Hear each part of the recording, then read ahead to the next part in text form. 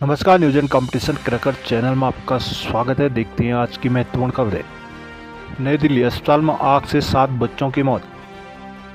देहरादून में बढ़ती गर्मी के साथ अस्पतालों में मरीज बढ़े। देहरादून से काठमांडू को जल्द शुरू होगी हवाई सेवा। दिल्ली शहर के विवेक विभाग स्थित न्यू बॉर्न बेबी केयर अस्पताल में शनिवार रात भीषण आग लग गई। इस हादसे में 7 नवजातों की मौत हो गई, जबकि 5 बच्चों का इलाज दूसरे अस्पताल में चल रहा है। दमकल विभाग की टीम ने स्थानीय लोगों के साथ मिलकर अस्पताल से 12 नवजातों को रेस्क्यू किया है। इसमें से 6 ने अस्पताल पहुंचने तक दम तोड़ दिया, जबकि एक अन्य की उपचार के दौरान मौत हो गई। पुलिस ने अस्पताल के मालिक के खिलाफ मुकदमा दर्ज कर लिया है। पुलिस उपायुक्त महेश सुरेंद्र चौधरी ने बताया कि शनिवार रात विवेक विहार स्थित एक बेबी केयर सेंटर में आग की सूचना पर पुलिस और दमकल की टीम मौके पर पहुंची। अस्पताल के लोगों ने अस्पताल के पीछे बनी खिड़की का शीशा तोड़कर इमारत में प्रवेश किया और 12 बच्चों को दमकल कर्मियों की मदद से बाहर निकाल कर दूसरे अस्पताल में पहुंचाया। जहां डॉक्टरों ने 6 बच्चों को मृत घोषित कर दिया, वहीं एक शिशु ने उपचार के दौरान ही दम तोड़ दिया। हादसे के बाद FSL व क्राइम टीम ने सबूत जमा किए। अस्पताल के मालिक डॉक्टर नवीन के खिलाफ पुलिस ने IPC की धारा 304A 446 और 34 के तहत FIR दर्ज किया है। डॉक्टर नवीन अभी फरार है। जांच में सामने आया कि अस्पताल के बोतल पर ऑक्सीजन सिलेंडर की रिफिलिंग की जा रही थी। दौरान ऑक्सीजन सिलेंडर मौके से बरामद किए गए। सूत्रों के अनुसार अस्पताल में शनिवार रात को डॉक्टर, 6 नर्स और एक सुरक्षाकर्मी की ड्यूटी थी। घटना के बाद जब लोग मौके पर पहुंचे तो वहां कोई कर्मचारी नहीं मिला। लोगों ने बताया कि स्टाफ समय रहते बच्चों को सुरक्षित निकाल सकता था। अफरा तफरी में बच्चों को निकालने में समय लग गया, जिससे 7 नवजात की मौत हो गई। स्थानीय लोगों के अनुसार ऑक्सीजन सिलेंडर में धमाके से सभी दहशत में आ गए थे।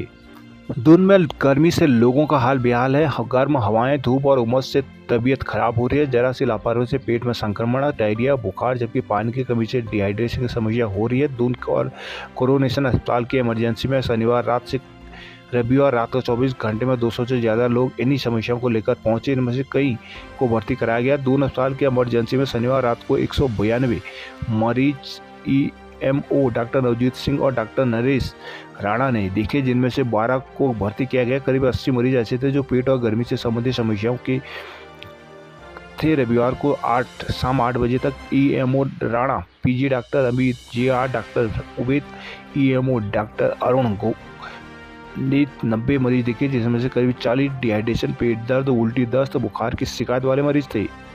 देहरादून उत्तराखंड सरकार देहरादून से काठमांडू तक हवाई सेवा शुरू करने जा रही है। इसके तहत उत्तराखंड नागरिक उड्डयन विकास प्राधिकरण यूकाडा ने दून के जौलीग्रांट एयरपोर्ट से काठमांडू के त्रिभुवन इंटरनेशनल एयरपोर्ट के बीच सीधी हवाई सेवा को टेंडर जारी किया, जिसमें 2 कंपनियों ने रुचि दिखाई। यूकाडा के CEO C रविशंकर ने रविवार को देहरादून में इस संबंध में जानकारी दी। उन्होंने बताया कि टेंडर इसी सप्ताह खुले जाने हैं, जिसके बाद किसी एक कंपनी का चयन किया जाएगा। अनुबंध के बाद कंपनी को 60 दिन में सेवा शुरू करनी होगी। शुरुआत में कंपनी के साथ 1 साल का करार होगा, जिसे 1 साल और बढ़ाया जा सकेगा। अनुबंध की शर्त के अनुसार कंपनी 70 सीटर विमान से सेवाएं देगी। कंपनी को सप्ताह में आने जाने की 3 उड़ान भरनी होगी, जिस वजह में सीटें खाली रहने की स्थिति में प्रदेश सरकार कंपनी को नियमानुसार VGF नुकसान की भरपाई करेगी। यह सेवा शुरू होने के बाद जौलीग्रांट हवाई अड्डे को इंटरनेशनल एयरपोर्ट की मान्यता मिल जाएगी। इसके लिए यह कस्टम एंड इमिग्रेशन ऑफिस जरूरी है। इसके लिए भारत सरकार ने अनुमति दे दी है। रविशंकर ने बताया कि दिशा में चुनाव आचार संहिता खत्म होने के बाद तेजी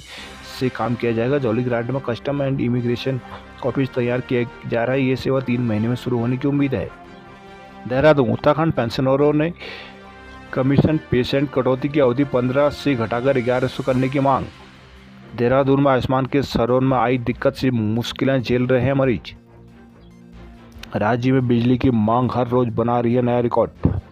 रुद्रप्रयाग में राजकीय शिक्षक संघ के बैनर तले शिक्षक CEO से मिले। कोटिकरण के खिलाफ अध्यापक हुए लामबंद।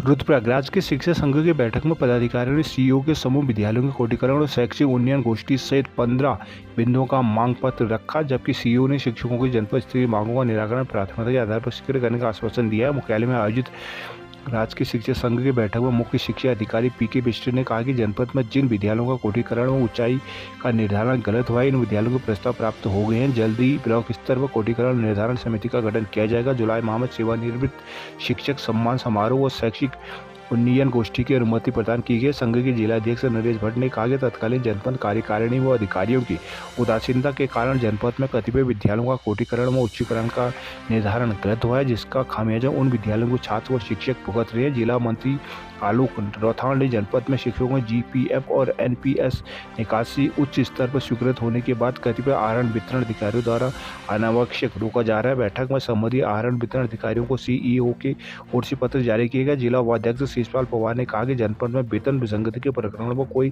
कार्रवाई नहीं की जा रही, जिससे जुलाई में वेतन वृद्धि वाले शिक्षकों का विवाद जस का तस बना हुआ है। प्राथमिक से एलटी में पदोन्नत शिक्षकों के चयन और प्रोन्नत वेतनमान देने की मांग की। बैठक में जिला संगठन मंत्री बिमला राणा, ब्लॉक मंत्री अंकित रौथाण, जिला प्रवक्ता गंगा राम सकलानी, वाईएस रावत, कमल सिंह नेगी आदि मौजूद रहे। बड़कोट जानकी चट्टी में यात्रा कारोबारी सड़क पर उतरे। देहरादून फर्जी पंजीकरण में 36 ट्रेवल एजेंटों पर केस। बड़कोट यमुनोत्री यात्रा मार्ग पर फैली अव्यवस्थाओं के खिलाफ यमुना घाटी कारोबारी महासंघ ने रविवार को यमुनोत्री धाम के अंतिम पड़ाव जानकी चट्टी में जुलूस निकालकर धरना प्रदर्शन किया। व्यवसायियों ने प्रदेश सरकार के खिलाफ नारेबाजी की। प्रदर्शनकारियों ने गंगोत्री यमुनोत्री धाम की यात्रा पर जाने वाले तीर्थ यात्रा को बिना दर्शन किए वापस भेजने और जगह जगह रोकने का आरोप लगाए। कारोबारियों ने ऑफलाइन रजिस्ट्रेशन बंद करने पर भी नाराजगी जताई। रविवार को यमुना घाटी होटल एसोसिएशन के अध्यक्ष शोभन सिंह राणे की अध्यक्षता में होटल, रेस्टोरेंट, ढाबा, दुकानदार, मजदूर समेत पर्यटन व्यवसाय से जुड़े कारोबारियों ने जानकी चट्टी पार्किंग स्थल पर एकत्रित होकर धरना दिया। इससे पहले व्यवसायियों ने हाथों में तख्ती लेकर जुलूस निकाला और प्रदेश सरकार के खिलाफ नारेबाजी की। प्रदर्शनकारियों ने जिलाधिकारी को 8 सूत्री मांगों को लेकर ज्ञापन सौंपा। मांगों पर शीघ्र सुधारात्मक कार्रवाई न होने पर यात्रा मार्ग पर संपूर्ण व्यवसाय बंद करने की चेतावनी दी है। देहरादून वरिष्ठ संवाददाता ट्रेवल एजेंट चारधाम जाने वाले यात्रियों का फर्जी पंजीकरण करवा रहे हैं। उत्तराखंड में बीते एक हफ्ते में ऐसे फर्जीवाड़े को लेकर देहरादून पुलिस ने देश के लगभग अलग अलग राज्यों के 36 ट्रेवल एजेंटों के खिलाफ मुकदमे दर्ज किए। अब तक 8 ट्रेवल एजेंटों को गिरफ्तार किया जा चुका है। रविवार को एसएसपी अजय सिंह ने यात्रियों के साथ धोखाधड़ी पर कर रहे आरोपियों के खिलाफ सख्त कार्रवाई की जाएगी। उत्तराखंड में चारधाम गंगोत्री, यमुनोत्री, बद्रीनाथ, केदारनाथ और हेमकुंड साहिब इस समय चरम पर चल रहा है। यात्रियों के ऑनलाइन पंजीकरण फुल है। ट्रेवल एजेंटों से लोग चारधाम या किसी एक धाम की यात्रा को लेकर संपर्क कर रहे हैं तो वह हजारों रुपये लेकर फर्जी पंजीकरण बनाकर थमा दे रहे हैं। चारधाम में भीड़ बढ़ने के कारण ऋषिकेश व विकासनगर में यात्रियों के पंजीकरण जांचे जा रहे हैं। जोशीमठ बर्फीले रास्ते में चलना बना चुनौती। उत्तरकाशी हर यात्री स्क्रीनिंग केंद्र में जरूर जाएं। रुद्रप्रयाग केदारनाथ मंदिर में गंदगी करने पर 32 लोगों का चालान। कोटद्वार पर नगर उद्योग व्यापार मंडल के अध्यक्ष बने भाटिया। श्रीनगर के ग्लास हाउस में एक और गुलदार कैद। धनसाली बाजार में वाटर कूलर और हैंडपंप खराब। पौड़ी में सरकारी स्कूलों के 15 मेधावियों का किया गया चयन। कोटद्वार नगर उद्योग व्यापार मंडल के रविवार को गोविंद नगर स्थित एक होटल में अध्यक्ष, गृह मंत्री, कोषाध्यक्ष पद पर चुनाव हुए। अध्यक्ष पद पर प्रवीण भाटिया की जीत हुई। उन्हें 1023 वोट मिले। उन्होंने अपने प्रतिद्वंदी सुरेश सुबोध गर्ग को 613 मतों से पराजित किया। इसके अलावा कोषाध्यक्ष पद पर सुबोध कर्णवाल और महामंत्री पद पर नवीन गोयल की जीत हुई। मुख्य चुनाव अधिकारी राकेश गर्ग ने बताया कि व्यापार मंडल के अध्यक्ष, कोषाध्यक्ष और महामंत्री पद पर चुनाव हुए। सभी पदों पर 2-2 प्रत्याशी चुनाव मैदान में उतरे।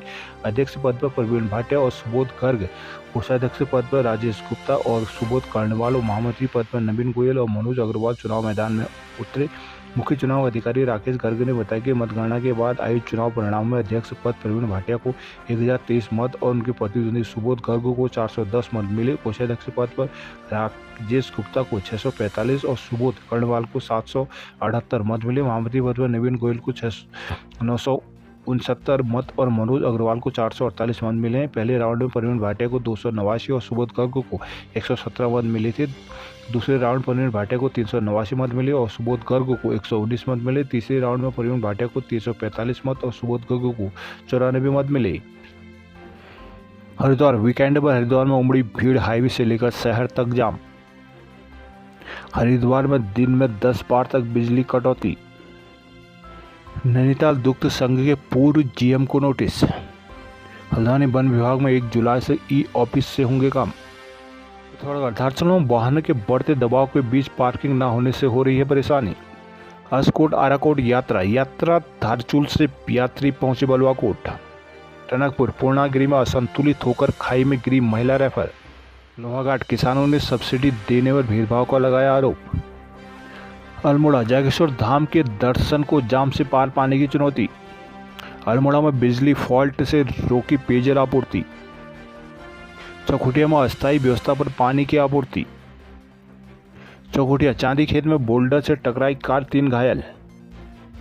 अल्मोड़ा जागेश्वर धाम में हजारों श्रद्धालु बाबा के आशीर्वाद के लिए पहुंच रहे हैं, लेकिन यहाँ आने वाले भक्तों के लिए बाबा के दर्शन में अधिक चुनौती धाम तक पहुंचने की हो रही है। हालत यह है कि उधर पेटसाल से तो उधर दनिया से 20 किलोमीटर का सफर तय कर जागेश्वर धाम पहुंचने के लिए 2 से अधिक घंटे लग रहे हैं। रविवार को हालत यह रही, हाईवे में पर्यटकों के साथ आम लोगों को भी वाहन रेंगते नजर आए। जागेश्वर धाम से साप्ताहिक में अल्मोड़ा पिथौरागढ़ हाईवे पर जगह जगह जाम लगना आम बात हो गई। रविवार को सुबह 7 बजे से ही धाम के 20 किलोमीटर के दायरे में जाम लगा रहा। हल्द्वानी के रास्ते अल्मोड़ा से होते हुए जागेश्वर जाने वाले 21 किलोमीटर पहले पेटसाल से ही जाम से उलझे रहे। वहीं पिथौरागढ़ या लमगड़ा से आने वाले लोग दनिया से की जाम में फंसते रहे। दोपहर होने तक जागेश्वर धाम पहुंचने वाले दोनों सैकड़ों में पर्यटकों श्रद्धालुओं के वाहन रखते हुए नजर आए। जागेश्वर धाम के दर्शन का अल्मोड़ा लौटे पश्चिम बंगाल के श्रद्धालु पारितोष कोकारणा बुद्धिजन ने बताया कि आने से पूर्व वो सोचा था कि जागेश्वर के दर्शन कैसे होंगे। बाबा के दर्शन करने में दिक्कत नहीं हुई,